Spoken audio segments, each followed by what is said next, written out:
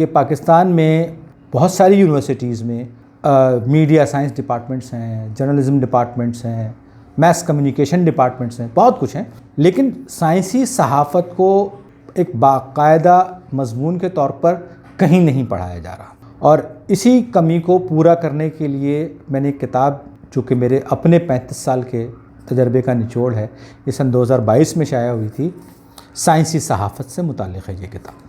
अब आप इस किताब को पढ़ेंगे तो एक तो ये उर्दू में है, दूसरी चीज़ ये कि इसमें साइंसी सहाफ़त को बिल्कुल बुनियादी बातों से शुरू किया गया और इंतहाई बारीकी के साथ बयान किया गया है। यानी अगर आप साइंस पर एक सतर लिखना चाहते हैं तो भी ये किताब आपके काम आएगी। आप एक ख़बर या एक ट्वीट करना चाहते हैं, एक सोशल मीडिया पोस्ट लगाना चाहते हैं, तो भी ये किताब आपके काम आएगी। आप एक न्यूज़ ओरिएंटेड फ़ीचर लिखना चाहते हैं साइंस से मुतालिक, तो भी ये किताब आपके काम आएगी। आप फुल लेंथ फ़ीचर लिखना चाहते हैं तो भी आपके काम आएगी। आप साइंस पे किताब लिखना चाहते हैं तो भी आपके काम आएगी। आप अगर साइंस से मुतालिक पॉडकास्ट, वीलॉग, डॉक्यूमेंट्री का स्क्रिप्ट लिखना चाहते हैं तब भी ये आपके काम आएगी। अगर आप साइंस पे साइंस फ़िक्शन में कुछ लिखना चाहते हैं, कुछ साइंस फ़िक्शन पे लिखने का इरादा कर रहे हैं, तो भी इंशाल्लाह ये किताब आपके काम आएगी। अगर आप साइंस का तर्जुमा अंग्रेज़ी से उर्दू में सीखना चाहते हैं और आपको इस मामले में परेशानी होती है, तो भी इंशाल्लाह ये किताब आपके काम आएगी। और सबसे बढ़कर अगर आपने उर्दू मीडियम सरकारी स्कूल से मैट्रिक भी कर रखा है और साइंसी सहाफ़ी बनना चाहते हैं, तो इंशाल्लाह ये किताब आपके बहुत काम आएगी।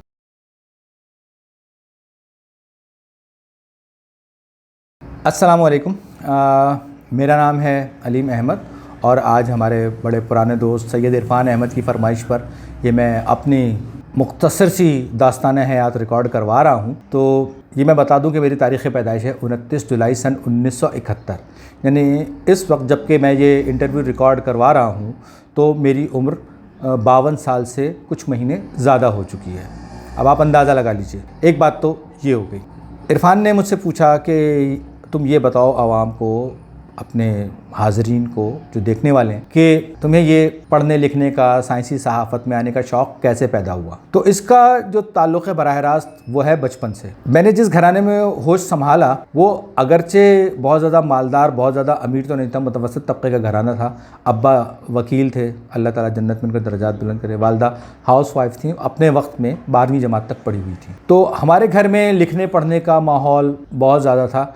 यानी कि जिस उम्र में बच्चे अलिफ बे पे लिखना और पढ़ना सीखते हैं, उस उम्र में हम बच्चों की कहानियाँ बड़े आराम से पढ़ लिया करते थे। और फिर क्योंकि घर में एक पढ़ा लिखा थोड़ा सा अदबी किस्म का माहौल था, मुकम्मल तौर पर अदबी तो नहीं कहेंगे, तो बहुत सारी बातें हमने अपने घर में ही रहते हुए ऐसी सीखी थी जो बाद में पता लगा कि जी लोग तो एमए लिटरेचर में पढ़ते। जैसे मिसाल के तौर पे जब मैं चौथी क्लास में था तो मुंशी नवील कुशोर प्रेस की छपी हुई तिलिस्म होशरुबा वो मैंने पढ़ ली थी, जो कि क़याम पाकिस्तान से पहले की छपी हुई थी और हमारे नाना के ज़ख़ीरा कुतुब में मौजूद थी। तो वालदा कुछ दिनों के लिए मामू से वो लेकर आई थी, तो हमने उस अरसे में शायद 3-4 महीने हमारे पास वो किताब रही थी। हमने वो किताब जो थी वो चाट ली। आधी से ज़्यादा समझ में नहीं आई, लेकिन जो समझ में आया बहुत मज़ा आया। इसी तरीके से इब्न इंशा की उर्दू की आखिरी किताब पढ़ी, बहुत मज़ा आया।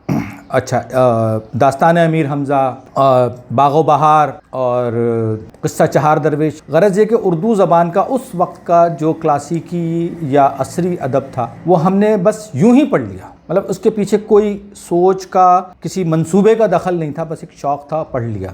और बस होते होते पढ़ने का, लिखने का शौक़ हुआ। जो किताब मिलती थी पढ़ लेते थे, कभी समझ में आती थी, कभी समझ में नहीं आती थी।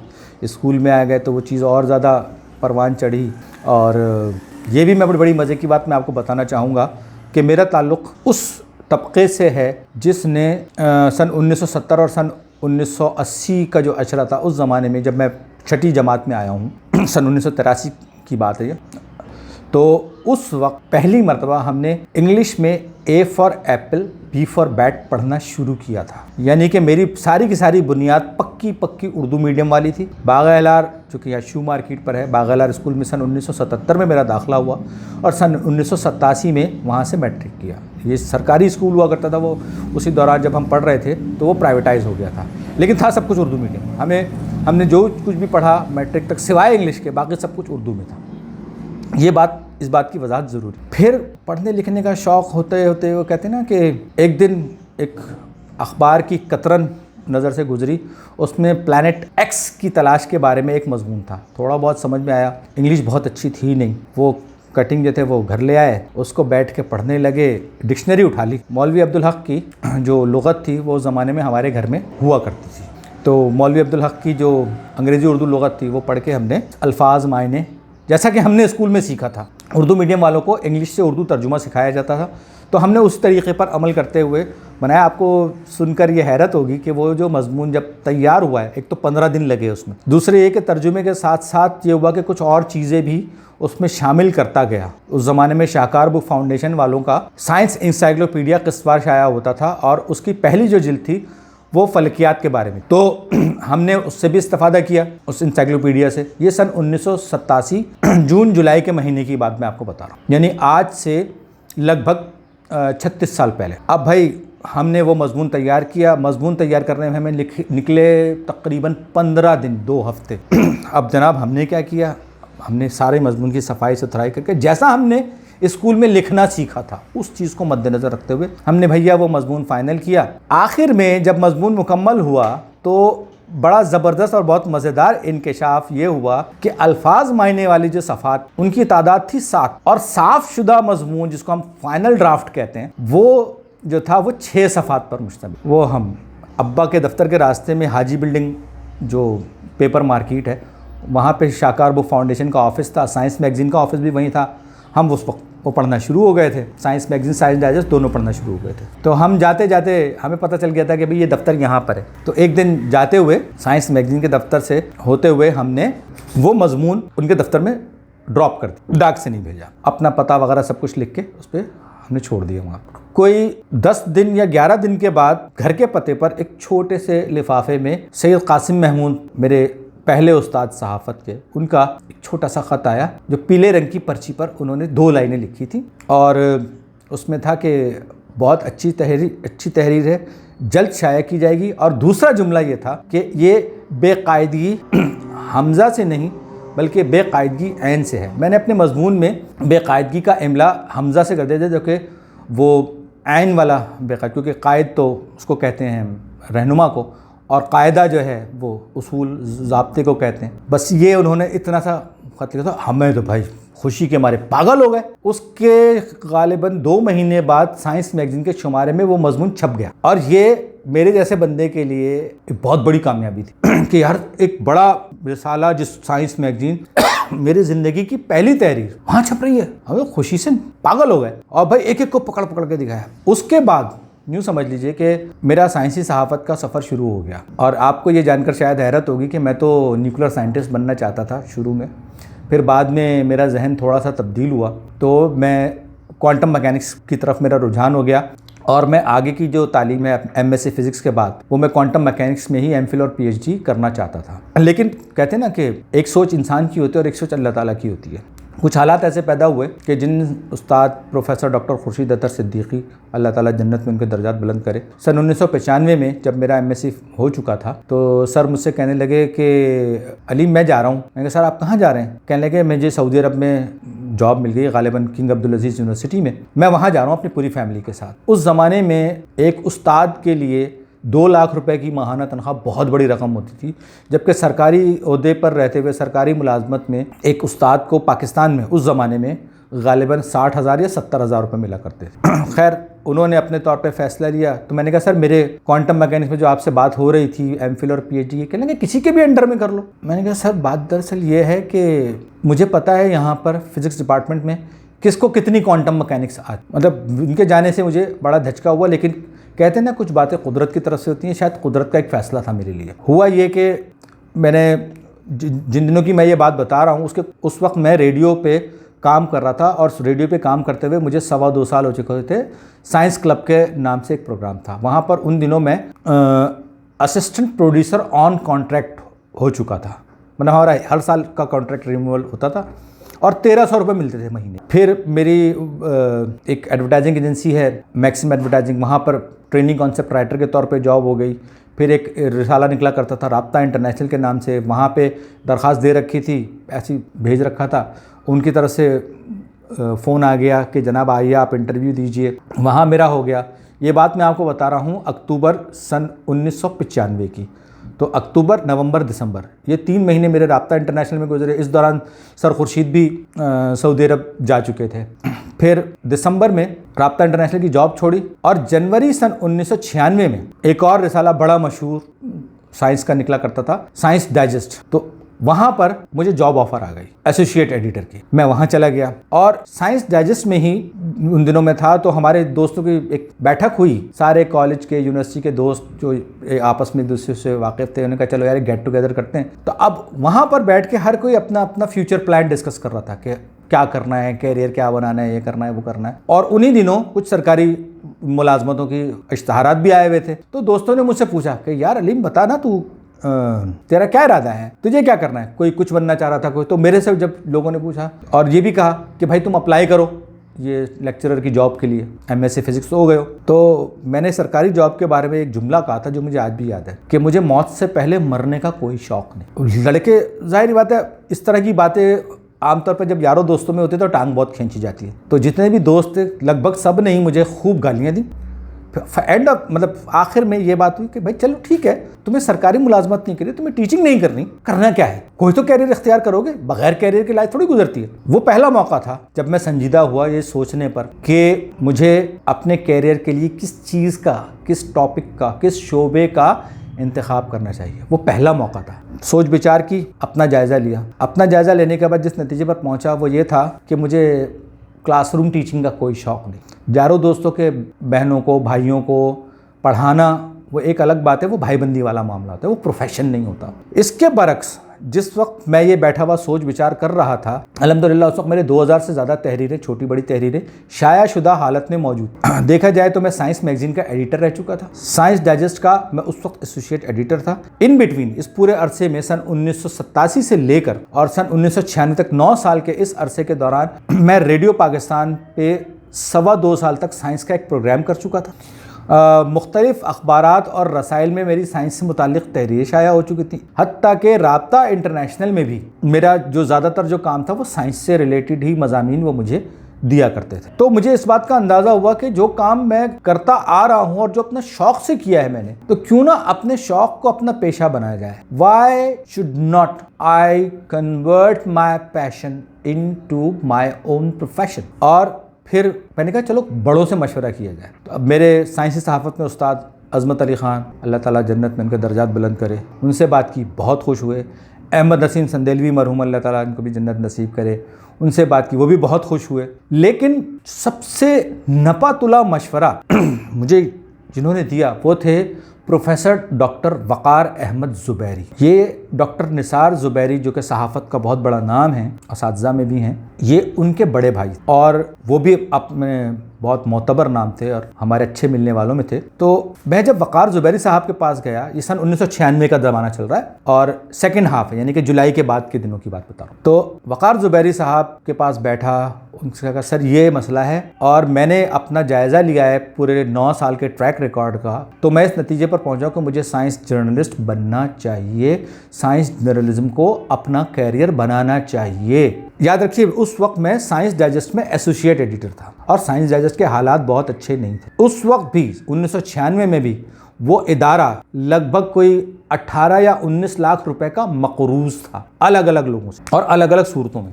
तो और वक़ार ज़ुबैरी साहब इस बात को बखूबी जानते थे। तो वक़ार ज़ुबैरी साहब के पास बैठा, उनको अपनी सारी बात बताई। तो ज़ुबैरी साहब कहने लगे देखो अलीम मियाँ, अगर तो तुम साइंसी सहाफ़त को अपना कैरियर बनाना चाहते हो तो इससे अच्छी कोई और बात नहीं, क्योंकि ये शोबा खाली पड़ा है, लोग नहीं आ रहे हैं, तुम्हें आना चाहिए। लेकिन अगर तुम साइंस डाइजेस्ट को अपना कैरियर बनाना चाहते हो तो मैं तुम्हें इसका मशवरा हरगिज नहीं दूंगा, क्योंकि वो साइंस डाइजेस्ट जो अपने chief editor publisher Raziuddin Khan का कैरियर नहीं बना सका, वो तुम्हारा कैरियर क्या बनाएगा। ये अल्फाज वक़ार ज़ुबैरी साहब के मुझे आज तक याद हैं। मैंने उनके मशवरे को गिरह से मान लिया और फैसला कर लिया कि जनाब जिस फील्ड में मुझे 9 साल का तजर्बा हो चुका है वही मेरा कैरियर बनेगी। यानी आप यूँ समझ लीजिए कि एक प्रोफेशनल एक्सपीरियंस रखने के बावजूद साइंसी सहाफ़त को कैरियर बनाने का फ़ैसला मैंने सन 1996 में, यानी कि अपनी पहली तहरीर के 9 साल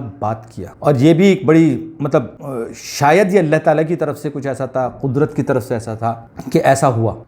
साइंसी सहाफ़त में इस तरह से करके वो कहते हैं ना, then there was no look back. फैसला कर लिया, फिर तय कर लिया कि जी अब अच्छा हो, बुरा हो, मुश्किल हो, आसानी हो, कुछ भी हो, इसी कैरियर पे कायम रहना है और इसी कैरियर को जारी रखना है, इसी में काम को जारी रखना है, आगे बढ़ना है इसी कैरियर। और मेरे पास सिर्फ एमएससी फ़िज़िक्स की तालीम है, मैं सिर्फ एमएससी फ़िज़िक्स हूँ।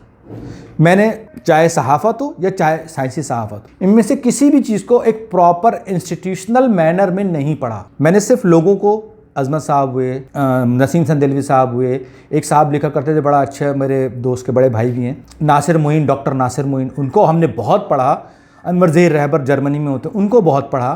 फिर उनके अलावा एक राजपूत अहमद इकबाल साहब लिखा करते थे, उनको पढ़ा। और उस ज़माने में जंग अखबार में साइंस का सफ़ा आया करता, उसमें बहुत से लोगों को पढ़ कर उनके अंदाज से हमने सीखा। कुछ लोगों के पास बैठ के इस हुनर को सीखा, जैसे कि अजमत साहब। मैं जब साइंस मैगज़ीन में था सन 1989 से लेकर सन 1992 के जनवरी तक, थोड़ा सा ये जो अरसा था, इस पूरे अरसे के दौरान मैं समझता रहा कि जी मुझे तो साइंसी सहाफ़त और साइंसी कलमकारी का बहुत पता है। लेकिन सन 1992 में, जून सन 1992 में जब अजमत साहब की शागिर्दी में गया हूँ और साइंस सेंटर में मुलाजमत की है, तो अजमत साहब ने मुझे बताया कि साइंस जर्नलिज़म है क्या, और ये सहाफ़त की जो दूसरी असनाफ़ हैं, जो दूसरी अक़साम हैं, ये साइंस जर्नलिज़म आखिर उन सब से मुख्तलिफ क्यों है। तो इसलिए मैं कहता हूँ कि उमूमी सहाफ़त में मेरे पहले उस्ताद सैयद कासिम महमूद हैं, जिन्होंने मुझे कलम पकड़ना सिखाया। और साइंसी सहाफ़त में मेरे पहले उस्ताद और सबसे अहम उस्ताद अज़मत अली ख़ान, जिन्होंने मुझे ये बताया कि साइंसी सहाफ़त क्या होती है, पीयर रिव्यू क्या होता है, इसमें एम्बार्गो क्या होता है, किस तरह से रिसर्च पेपर्स को अप्रूव या रिजेक्ट किया जाता है, एक सहाफ़ी को किस तरह से उन्हें इस्तेमाल करना चाहिए, ये सब बातें अज़मत साहब ने मुझे बाकायदा, जिसे कहते हैं ना कि कान मरोड़ के और प्यार से डांट कर, मतलब यकीन कीजिए अज़मत साहब के इंतकाल के बाद से मैं तरस कर रह गया हूँ कि कोई उस्ताद मेरे कान खींचे, कान मरोड़े, डांटे डपटे, मेरी गलतियाँ दूर करे। बड़े हो गए ना, बड़े होने का बहुत बड़ा नुकसान होता है। यहाँ पर मैं थोड़ा सा एक आपको पस मंज़र भी बता दूँ। सन 1987 में मैंने पहला साइंसी मज़मून लिखा, जो मेरी ज़िंदगी का पहला मज़मून था जो कहीं शाया हुआ था। सन 1989 के सितंबर में मैंने शाकार फाउंडेशन का जो मैगज़ीन था, साइंस मैगज़ीन, उसमें बतौर असिस्टेंट एडिटर मुलाजमत अख्तियार की। और जनवरी सन 1991 में सैयद साहब ने, सैयद कासिम महमूद ने बुलवाया और कहा कि मैं तुम्हें साइंस मैगज़ीन का फुल एडिटर बना रहा हूँ। उस वक्त मेरी उम्र 19 साल और 5 महीने थी। साइंस मैगज़ीन का 75वां शुमारा था, प्लाटीनम जुबली नंबर था। उस शुमारे से बाकायदा सैयद साहब ने मुझे तरक्की दी और असिस्टेंट एडिटर से फुल एडिटर बनाया। और ये पाकिस्तान की तारीख़ में रिकॉर्ड है कि कोई बंदा साइंस के एक पर्चे का 19 साल और 5 महीने की उम्र में फुल एडिटर पूरी जिम्मेदारियों के साथ बना हो बाकायदा तौर पर, ये एक रिकॉर्ड था। फिर सन 1993 अप्रैल से एक प्रोग्राम शुरू हुआ था रेडियो पाकिस्तान से, साइंस क्लब, जो जुम्मे वाले दिन शाम 4:03 पर आया करता था और वो सिर्फ सिंध भर में सुना जाता था, मतलब नेशनल हुकअप पे नहीं होता था। तो मैं उस प्रोग्राम को मैंने ज्वाइन किया एक कॉमन ब्रॉडकास्ट के ज़रिए। तो मैं वहाँ पे क्या कहते हैं, ख़बरें बनाता था, ख़बरें भी लिखता था। फिर आहिस्ता आहिस्ता करके मैंने लोगों के इंटरव्यू लेना शुरू किए वहाँ पे। फिर होता ये था कि जो दूसरे लोग जो वहाँ पे काम करते थे, स्क्रिप्ट पढ़ने के लिए आते थे, तो सिप्तैन जाफरी साहब, सिप्तैन भाई, बड़ा उन्होंने मुझे सपोर्ट किया इस मामले में। वो मुझे कहते थे अलीम चलो तुम लोगों के स्क्रिप्ट सही करो, मैं लोगों के स्क्रिप्ट बैठ के सही करता था।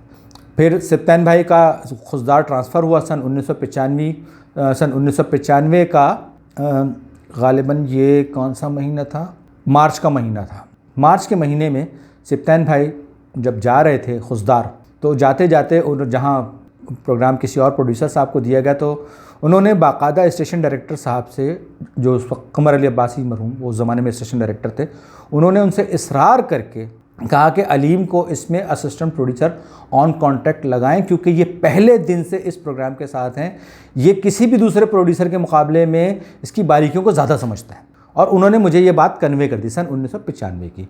तो इस तरह से करके अप्रैल मई जून।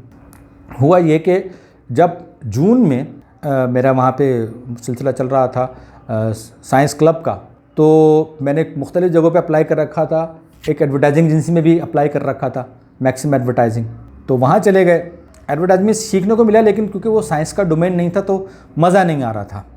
तो हुआ ये कि भाई वहाँ पे जुलाई अगस्त सितंबर 3 महीने मैंने वहाँ काम किया सन 95 में। फिर राब्ता इंटरनेशनल में भी अप्लाई कर रखा था, वहाँ से इत्तफाक से उसी दौरान जवाब आ गया। उन्होंने कहा कि जी हम आपको सीनियर एडिटोरियल असिस्टेंट की जॉब दे देंगे। तो हमने कहा भाई ठीक है, चलो एडवर्टाइजिंग एजेंसी का तो फिर भी साइंसी सहाफ़त से या सहाफ़त से कोई ताल्लुक़ नहीं है इसमें, चलो फिर भी कुछ काम होगा। हम वहाँ चले गए, तो वहाँ पे हमने थोड़ा बहुत साइंस से रिलेटेड भी लिखी चीज़ें। फिर इसी दौरान साइंस डाइजेस्ट के लिए फ्रीलांसिंग का अमल शुरू हो गया था सन 1992 से। तो मुझे आज भी याद है, ये 18 या 19 दिसंबर 1995 का दिन था। मैंने एक ख़ास वजह से राब्ता इंटरनेशनल में अपना इस्तीफ़ा जमा करवा दिया था, ये सोचे बग़ैर कि आगे क्या होगा, आगे जॉब मिलेगी या नहीं मिलेगी। और उस दिन इत्तफाक से कराची के हालात उन साल 95-96 में बहुत ज़्यादा ख़राब थे। अक्सर औक़ात ये होता था, हंगामा होता था दिन में और बसें बंद हो जाती थी। तो मुझे होटल मेट्रोपोल के पास से मैं पैदल पैदल चल पड़ा और वहाँ पहुँच गया सदर में, जहाँ साइंस डाइजेस्ट का ऑफ़िस था। तो मैंने कहा चलो यार ज़रा चक्कर लगा लेते हैं, साइंस डाइजेस्ट में भी देखते हैं। तो वहाँ पहुँचे तो उसके chief editor publisher Raziuddin Khan बैठे हुए थे। अलग से अलग हुई, कह लगे और जनाब क्या कर रहे हैं, जिससे रस्मन पूछते हैं। तो मैंने कहा रज़ी साहब वो इस्तीफ़ा देकर आ रहे हैं। कहने लगे क्या मतलब? तो मैंने उनको फिर बताया कि भाई इस तरीक़े से मामला हुआ था और मेरी राय का ओपिनियन का जो था वो फ़र्क पड़ा, तो इस वजह से मैंने इस्तीफ़ा लिख दिया वहाँ से। कहने लगे ये तो बड़ी अच्छी बात है। क्या मतलब? कहने लगे असल में हमारे यहाँ सलाउद्दीन क़ादरी साहब जो हैं वो काम करते हैं, आप वो टीचर बन चुके हैं और अब वो यहाँ से जनाब हमें टाइम नहीं दे पा रहे, तो हम चाह रहे थे कि उनकी जगह पे मुतबादिल के तौर पर कोई एसोसिएट एडिटर हम रख लें, तो आप हमें ज्वाइन कर लीजिए 1 जनवरी से। मैंने कहा नहीं कि और पूछिए तो मेरा काम है। सन 1996 में ज्वाइन कर लिया। सन 1996 का पूरा 1 साल और 97 का पूरा 1 साल। सन 96 में मैं जब ज्वाइन किया था तो मैं एसोसिएट एडिटर था और सन 1997 की जनवरी से रज़ी साहब ने मुझे प्रमोट करके फुल एडिटर बना दिया। तो इस तरह ये दूसरा मैगज़ीन था जिसका मैं फुल एडिटर बना था। फिर साइंस डाइजेस्ट में ही रहते हुए जहन में ख्याल आया कि क्यों ना अब साइंस का अपना पर्चा खुद निकाला जाए। सोच विचार की, उसके जिसको हम कहते हैं कि फिजिबिलिटी वर्कआउट पे काम किया, कितने हज़ार रुपये चाहिए होंगे, कितना पर्चा बिक सकता है, कितना पर्चा नहीं बिक सकता, वगैरह वगैरह सब, क्या क्या जगह चाहिए होंगी, पूरा प्लान करके। अच्छा ये बात मैंने रज़ी साहब को जिस दिन मैंने फ़ैसला लिया है ग्लोबल साइंस को शाया करने का, मैंने उस दिन ये बात रज़ी साहब को बता भी दी थी। और उसके बाद जो कार्ड मैंने छपवाए थे ग्लोबल साइंस के, वो कार्ड भी मैंने रज़ी साहब को दिया था। यानी खुदा ना खास्ता ऐसा कुछ भी नहीं है कि एक अक्सर ये परसेप्शन पाया जाता है कि जी अलीम साहब ने रज़ी साहब को चूना लगाया है। मैंने चूना नहीं लगाया भाई, मैं तो साइंस डाइजेस्ट में 1 लाख रुपए इन्वेस्ट करके डुबो चुका हूँ।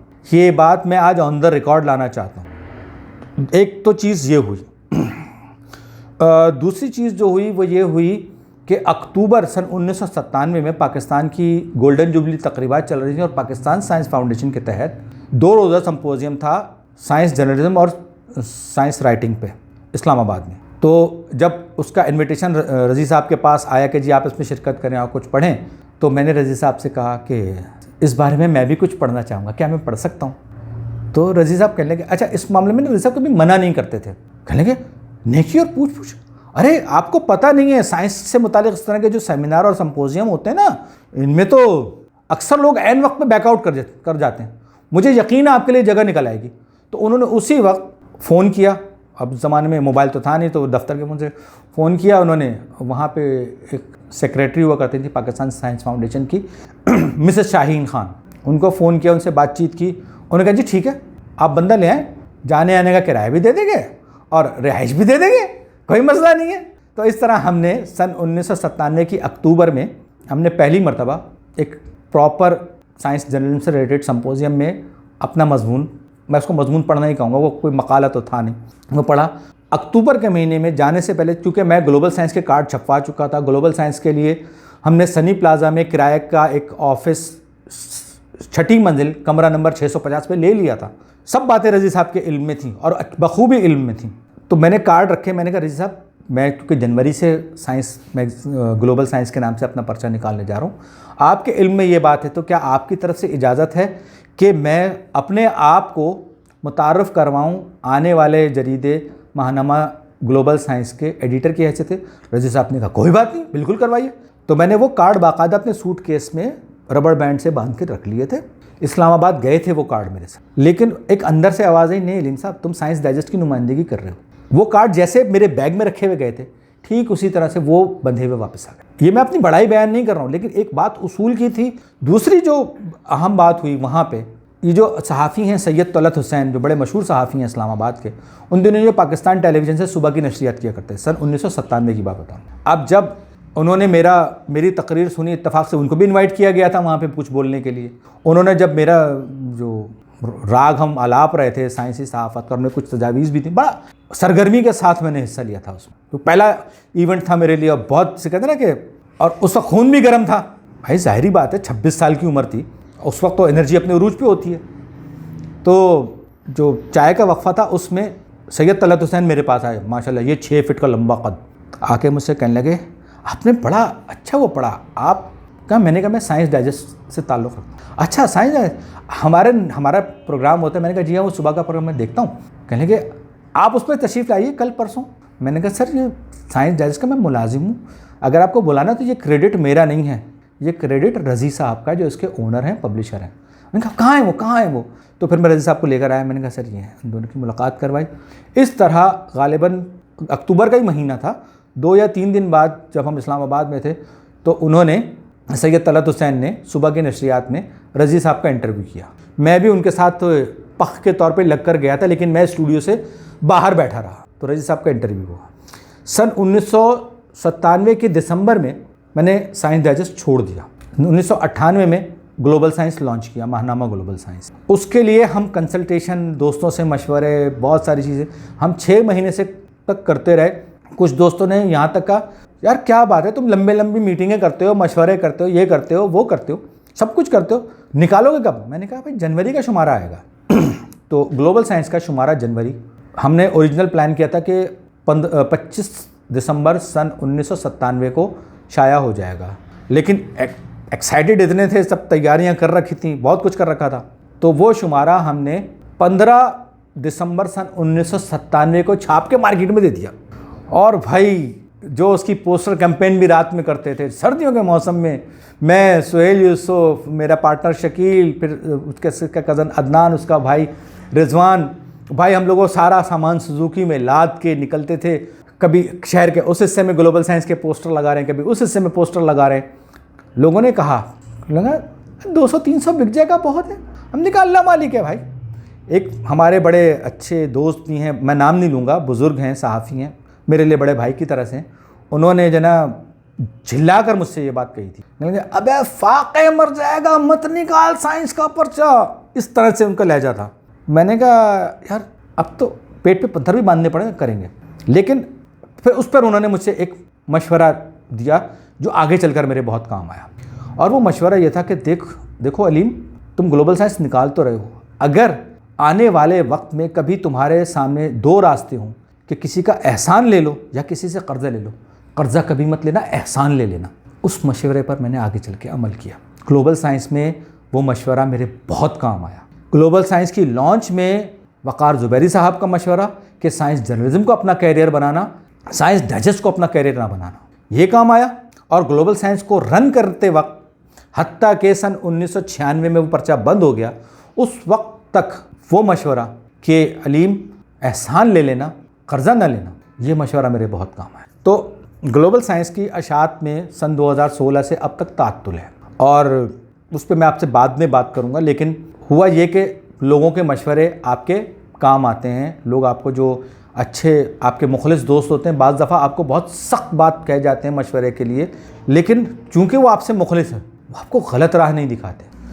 तो मेरी तो तजवीज़ यही है, अपने जितने भी लोग ये वीडियो देख रहे हैं या सुन रहे हैं, उन सब से मैं यही बात कहूँगा कि देखो, मुखलिस दोस्त जो है ना, वो तुम्हें हमेशा सही मशवरा देगा, अपने इल्म, अपनी मालूमात के मुताबिक। ज़रूरी नहीं है कि वो मशवरा तुम्हें खुश करने वाला हो या तुम्हें लाइट देने वाला हो, पॉजिटिव बनाने वाला हो, ज़रूरी नहीं है, हो सकता है कि वो तुम्हारी कुछ खामियों की, ख़राबियों की निशानदेही करने वाला हो।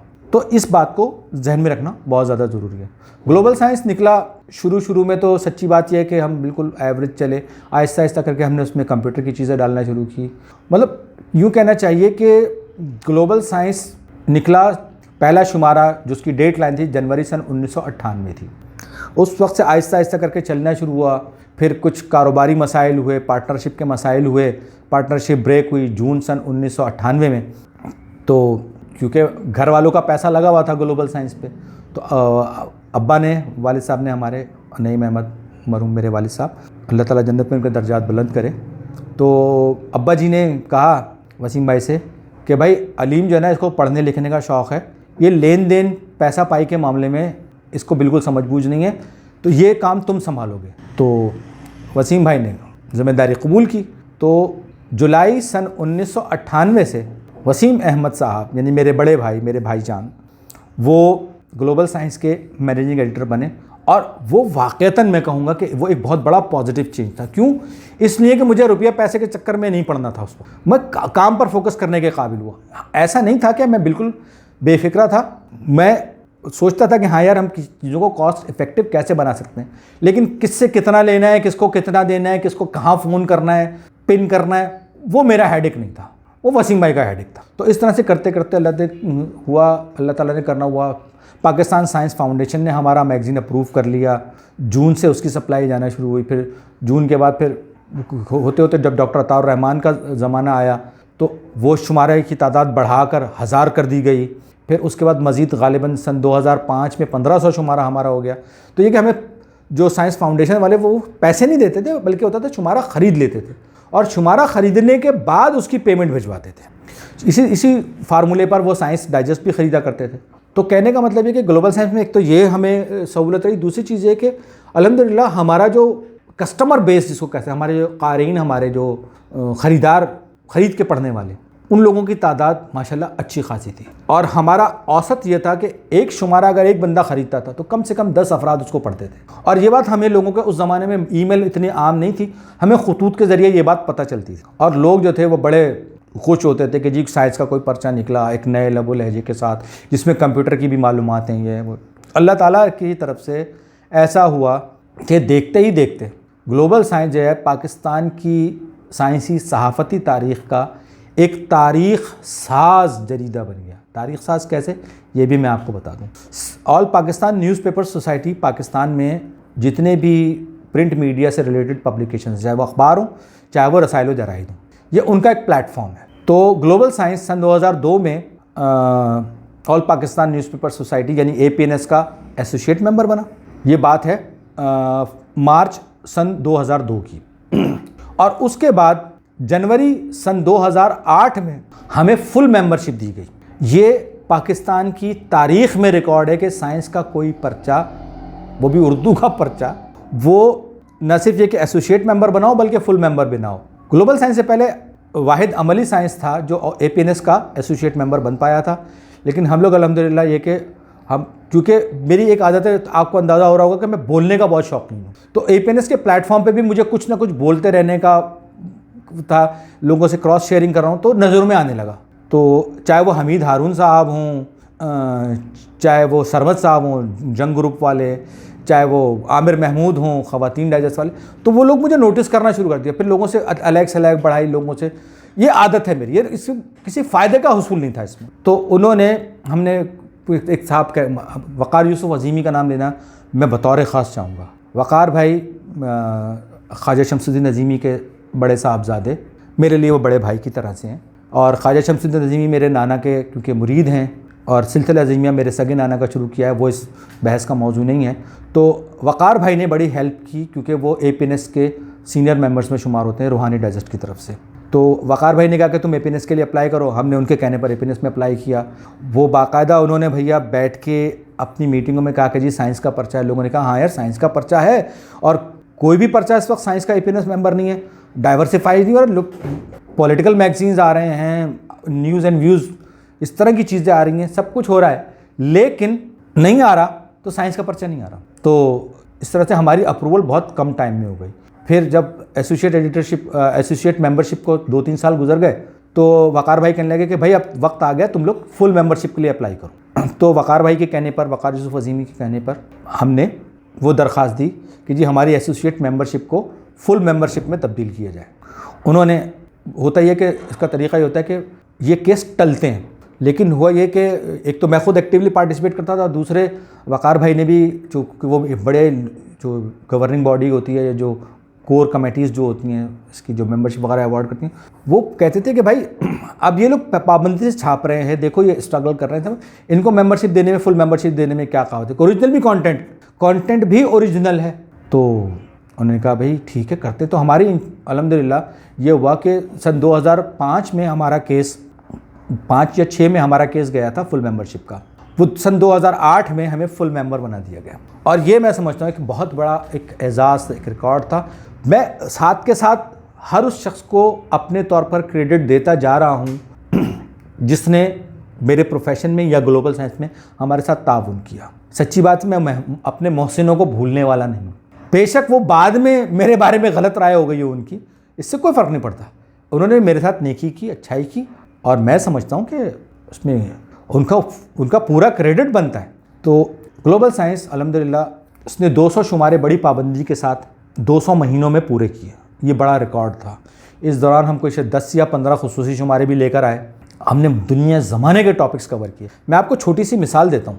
आप चैट जीपीटी और AI से तस्वीरें बनाने की बात कर रहे हैं ना, इस बारे में ग्लोबल साइंस ने सन 2001 और सन 2002 के ज़माने में मज़ामीन शाये किए थे। बल्कि सन 2001 में कवर स्टोरी थी कि कंप्यूटर भी शायर और मुसव्विर बन गया। तफसीर साहब, जो कि अब प्रोफेसर डॉक्टर तफसीर अहमद ख़ान हो चुके हैं, ये उनका लिखा हुआ मजमून था। फिर इसी तरीके से सन 2005 में हमारा जो दिसंबर का जो शुमारा था, वो एटो देश, ये जो एटो सेकेंड और एटो मीटर, जो एटो पैमानों की जो दुनिया जो मुख्तसर तरीन है, जिस पर इस साल सन 2023 में नोबेल प्राइज़ भी दिया गया है फिज़िक्स का, सन 2005 में हमने उस बारे में तफसीली फ़ीचर शाया किया था ग्लोबल साइंस ने। ग्लोबल साइंस में 3D प्रिंटर्स की आज आप बहुत बात सुनते होंगे जी, 3D प्रिंटर, लोग घर बना रहे हैं, ये चीज़ कर रहे हैं। 3D प्रिंटर पे पहला मजमून ग्लोबल साइंस में सन 2003 के लगभग किसी महीने में छपा था। और उस वक्त मेरे एक दोस्त हैं, उनके भाई, जब उन्होंने पढ़ा, कहने लगे यार अली मैं तुम लंबी बहुत छोड़ते हो, और प्रिंटर से क्या कोई चीज़ छापेगा इस तरह से कि जी पूरी स्ट्रक्चर बने। मैंने कहा भाई दुनिया में काम हो रहा है, अगर हमारे इल्म में नहीं है तो इसका मतलब ये तो नहीं कि वो हो ही नहीं रही, वो चीज़ वजूद नहीं रखती। और अब आप देखिए आज हर कोई नैनो टेक्नोलॉजी पे हमने छापा ग्लोबल साइंस में, एक मजमून नहीं, कई मज़ामीन वक्फे से हमने छापे नैनो टेक्नोलॉजी के बारे में। खबरें नहीं हमने नैनो टेक्नोलॉजी की।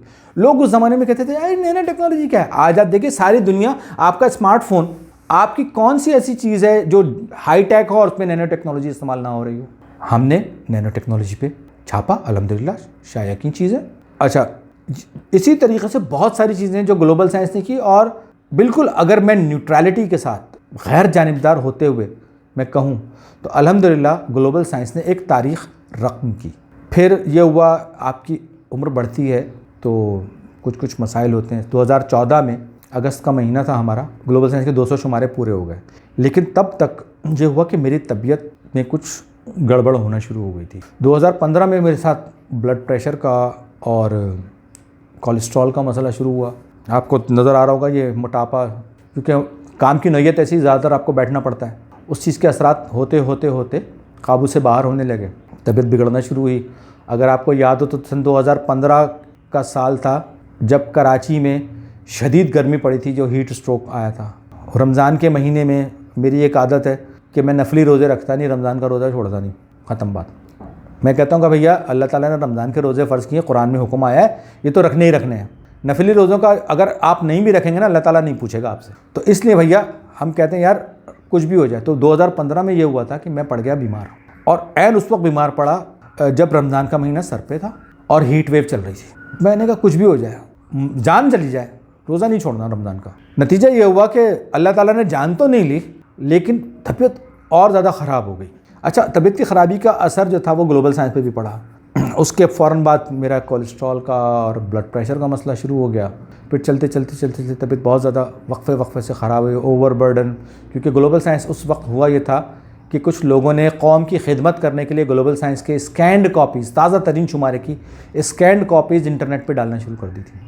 अब जाहिर बात है, अगर किसी बंदे को एक रिसाला मुफ्त में ऑनलाइन मिल रहा है कि जी वहाँ से PDF डाउनलोड करके मज़े से अपने कंप्यूटर पे पढ़ ले, तो वो क्यों हॉकर के पास जाके ख़रीदेगा, क्यों अपने किताब वाले से या मैगज़ीन वाले से वो ये कहेगा कि भाई तुम जो है मुझे ला के दो, मैं पैसे दूंगा, जब उसको सब मुफ्त मिल रहा है वो क्यों ख़रीदेगा। नतीजा ये निकला कि सन 2012-13 से हमारी सेल डिस्टर्ब होना शुरू हुई और सन 2015 तक हम लगभग अपनी 40% सेल लॉस कर चुके थे। दूसरी तरफ साइंस फाउंडेशन में ये हुआ कि वहाँ पे एक चेयरमैन साहब आ गए थे जिनको ज़ाती नमूदो नुमाइश का ज़्यादा शौक़ था और उन्होंने, वैसे तो हर चीज़ पे पैसे खर्चा हो रहे थे, लेकिन जब साइंस पॉपुलराइजेशन के तहत जो रसाइल और ज़राइद ख़रीदने का सिलसिला होता है उसकी बात आई तो उन्होंने कहा हमारे पास पैसे नहीं हैं और उन्होंने फिर अजीब व गरीब किस्म की शर्तें रखने शुरू कर दी कि जी टाइटल पे हमारा नाम डालें, ये करें वो करें। मैंने कहा नहीं, इतनी गिरी हुई शराइत पर तो हम भिखारी नहीं हैं, आपसे भीख नहीं मांग रहे, मैं पर्चा बंद कर दूंगा, ऐसे नहीं करूँगा। फिर सन 2016 का मई का महीना आया, एक अटैम्प्ट की डिक्शनरी नंबर लाने की और वो उसमें लगभग कोई 650 साइंसी इस्तिलाहात की वजाहत थी। मेरा इरादा ये था कि इस तरह के कुछ 4-6 शुमारे लाकर एक पूरी डिक्शनरी कंप्लीट कर ली जाए। वो भी गर्मियों का महीना था और तबीयत मेरी वैसे भी सही नहीं थी। तो उसके बाद जो मई का जो शुमारा था डिक्शनरी नंबर, उसके लिए हर एंगल से कोशिश की, इश्तहारात लाने की अटेम्प्ट मैंने ख़ुद की, उसका कंटेंट सारा का सारा वो मैंने तैयार किया, बहुत कुछ किया, लेकिन बदकिस्मती से वो शुमारा कामयाब नहीं हो पाया और वो एक फ्लॉप शो गया। अगरचे हमने उसमें लॉस तो नहीं किया, लेकिन ये हुआ कि उसमें हमें फ़ायदा भी नहीं हुआ। तो तबीयत की ख़राबी की वजह से मैं आखिरकार, मुझे याद है जून का महीना था, मैं कोलैप्स कर गया और मुझे वाज़ेह तौर पर नज़र आने लगा कि अगर ग्लोबल साइंस निकालना है मज़ीद तो इधर से उधर से यारों दोस्तों से कर्ज़ मांगना पड़ेगा। लेकिन फिर वही, अलीम एहसान ले लेना, कर्ज़ मत लेना। नहीं, कर्ज़ नहीं लेना।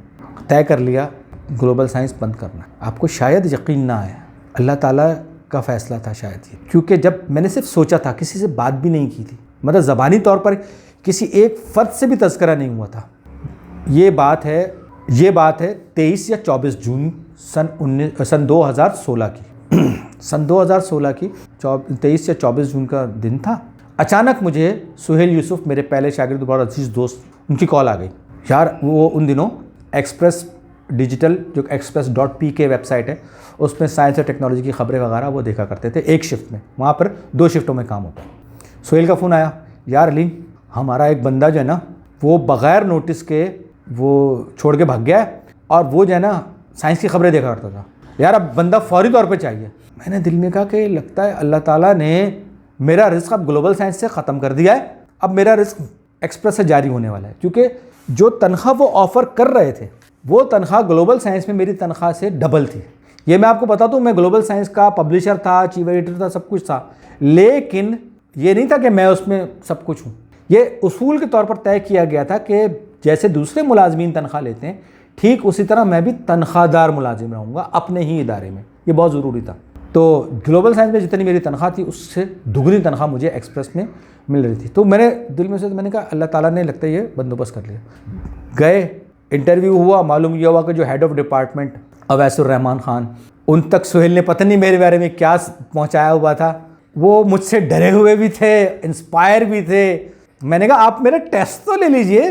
अच्छा टेस्ट ले, अच्छा ठीक है। उन्होंने बस एक वो मारे बांधे वाला टेस्ट लिया। 28 जून सन 2016 के रोज़ मैंने एक्सप्रेस ज्वाइन कर लिया और ग्लोबल साइंस के अशात में तात्तुल हो गया। सन 2019 में कुछ नौजवान लड़के मेरे पास आए फेसबुक के थ्रू फ़ोन करके, उन्होंने कहा कि सर ग्लोबल साइंस को दोबारा निकालते हैं। मैंने कहा देखो भाई, मेरे पास पैसे नहीं हैं और अब मेरी हिम्मत इतनी बची भी नहीं है, आप लोग अगर ज़िम्मेदारी ले सकते हैं तो लें। तो वो 4-5 लड़कों का ग्रुप था, उन्होंने अपनी जेब से सारे पैसे लगाए। सच्ची बात है उसमें मेरी एक चवन्नी की भी इन्वेस्टमेंट नहीं थी, ये मैं आपको बहुत वाज़ेह तौर पर बता रहा हूँ। मेरा सिर्फ मशवरा था, मैं कंटेंट को देख रहा था और सर्कुलेशन के मामलात को देख रहा था, क्योंकि वो सारा सेटअप हमारे पास ही था। तो हुआ ये कि सन 2019 का सितंबर का पर्चा 1000 छपवाया हमने, लेकिन वो 4 कलर था, वो शाया किया, अच्छा गया। फिर उसके बाद दूसरा जो शुमारा था वो सन 2019 ही का दिसंबर का महीना था। वो कुछ ख़ास नहीं गया। उसके बाद 2020 का जो शुमारा था फरवरी में आया पहला शुमारा, और फरवरी में भी लगभग फरवरी का मिड हो गया था आते आते। ये वो ज़माना था जब कोविड-19 की वबा फैल रही थी। पता ये चला जनाब हर तरफ से जनाब ये चीज़ बंद, वो चीज़ बंद, वो चीज़ बंद। अब हुआ ये जनाब कि फरवरी का शुमारा जब हमने पहली खेप पोस्ट कर दी, दूसरी खेप के लिए पोस्ट करने पहुँचे, उन्होंने कहा भैया बुक करवा जाओ, कब पहुँचेगा ये नहीं बता सकते क्योंकि हर चीज़ बंद हो चुकी। खैर जी, वो आगे आए, हर एक को मैसेज कर दिया कि भाई हमने पोस्ट कर दिया, लेकिन डाखाने वालों का ये कहना है। अभी सन 2022 पिछले साल एक हमारे ग्लोबल साइंस के रीडर ने मुझे व्हाट्सएप पर मैसेज किया, एक तस्वीर खींच के लिखा हुआ था जस्ट रिसीव्ड, और उसमें फरवरी सन 2020 का शुमारा निकाल रहे थे वो, यानी कि फरवरी सन 2019 में भेजा गया शुमारा उनको सन 2022 की सितंबर या अक्टूबर में मिला। अब आप सोचिए, तो उसमें सच्ची बात है मेरा ज़ाती तौर पर कोई लॉस नहीं हुआ, लेकिन जिन लोगों ने पैसा लगाया उनका तो लॉस हुआ ना। टेक्निकली स्पीकिंग मेरा ही लॉस हुआ। मैंने कहा भाई अब नहीं, बहुत सारी चीज़ें तब्दील हो चुकी हैं, बहुत सारी चीज़ें तब्दील हो रही हैं, उसकी मुताबिकत में ग्लोबल साइंस को नए सिरे से लॉन्च करने का प्रोग्राम बना रहा है। लेकिन इस वक्त भी मेजर इशू ये है कि फाइनेंस कहाँ से आएंगे, ब्रेक इवन कैसे आएगा, इसको अब रन कैसे करना है, ये सवालात हमारे सामने हैं। अगरचे ये इंटरव्यू इस बारे में है कि मैं यानी कि अलीम अहमद किस तरह से साइंसी सहाफ़ी बना, किस तरह से इस शोबे में आगे बढ़ा, लेकिन साथ ही साथ ये बताना भी ज़रूरी है कि साइंसी सहाफ़त का कैरियर क्या है, और अगर आप पाकिस्तान में रहते हैं तो आप साइंसी सहाफ़ी कैसे बन सकते हैं। तो एक बात ज़हन नशीन रखिए कि पाकिस्तान में बहुत सारी यूनिवर्सिटीज़ में मीडिया साइंस डिपार्टमेंट्स हैं, जर्नलिज़म डिपार्टमेंट्स हैं, मैस कम्युनिकेशन डिपार्टमेंट्स हैं, बहुत कुछ हैं, लेकिन साइंसी सहाफ़त को एक बाकायदा मजमून के तौर पर कहीं नहीं पढ़ाया जा रहा। और इसी कमी को पूरा करने के लिए मैंने एक किताब, जो कि मेरे अपने 35 साल के तजर्बे का निचोड़ है, ये सन 2022 में शाया हुई थी, साइंसी सहाफ़त से मुताल्लिक़ है ये किताब। अब आप इस किताब को पढ़ेंगे तो एक तो ये उर्दू में है, दूसरी चीज़ ये कि इसमें साइंसी सहाफ़त को बिल्कुल बुनियादी बातों से शुरू किया गया और इंतहाई बारीकी के साथ बयान किया गया है। यानी अगर आप साइंस पर एक सतर लिखना चाहते हैं तो भी ये किताब आपके काम आएगी।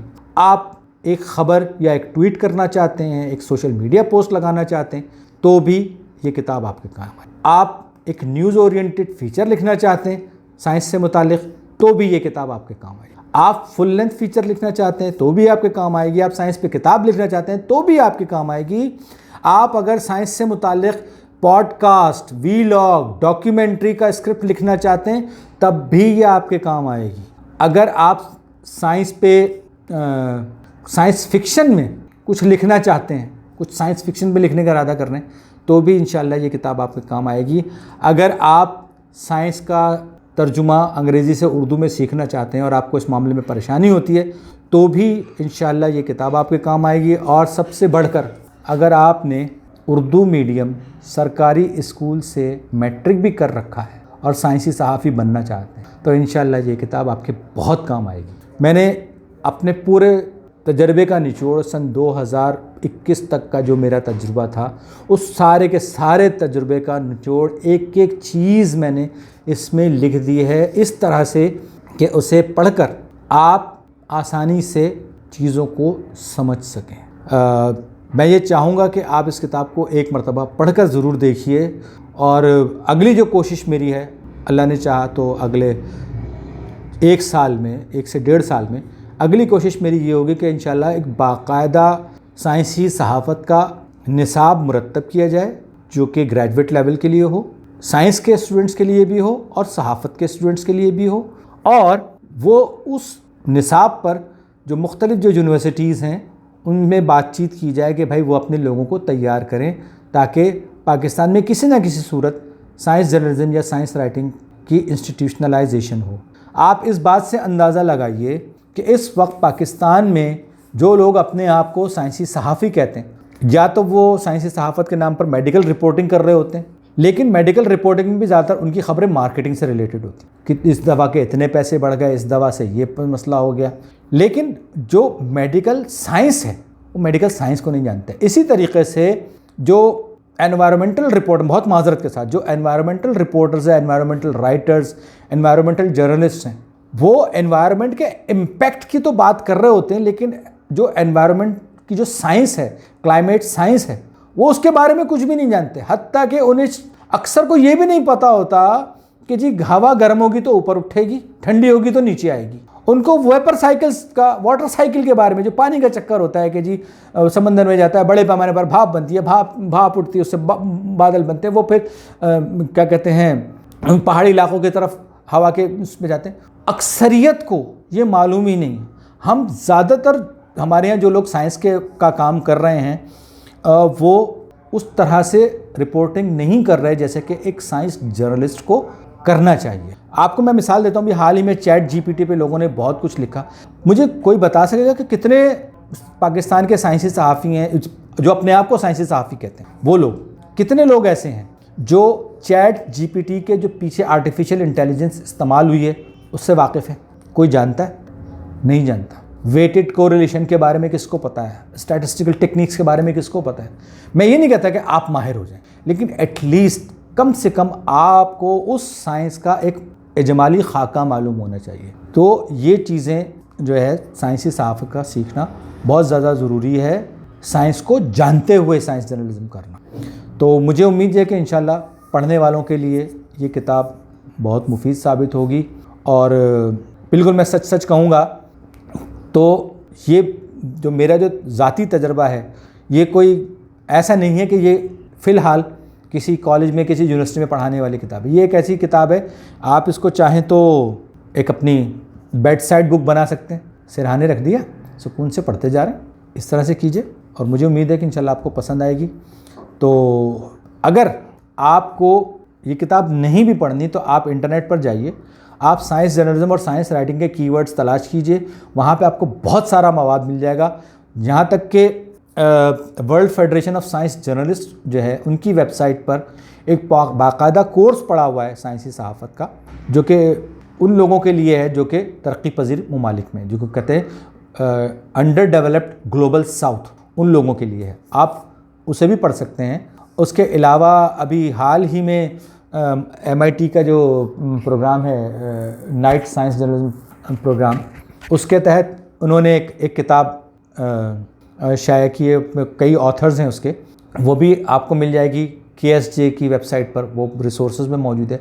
मेरे कहने का मतलब ये कि ये अगर आप उर्दू में पढ़ना आपको आसान लगता है, आप ये किताब ज़रूर पढ़िएगा। उम्मीद है कि इंशाल्लाह इसमें आपको फ़ायदा होगा और साइंसी सहाफ़त, साइंस राइटिंग में अपना कैरियर बनाने में इंशाल्लाह आपको इससे रास्ता मिलेगा, क्योंकि ये वो सब कुछ है जो मैंने ठोकरें खा खा कर 35 साल में सीखा है। अब ये किताब जिसके बारे में अभी मैंने आपको बताया है, इसको पढ़ना चाहें, या अगर आप समझते हैं कि मुझसे बराह रास्त रहनुमाई लें, तो मेरा Facebook ID अलीम1971, ALEEM Aleem 1971, Aleem 1971, ये मेरी फेसबुक ID है। और ट्विटर पे भी मैं इसी ID पर होता हूँ, अलीम 1971। तो आप चाहें तो आप बड़े आराम से मुझसे रब्ता कर सकें। इंशाल्लाह मेरी कोशिश होगी जल्द अज जल्द आपको जवाब दे सकूँ, आपकी रहनुमाई भी कर सकूँ।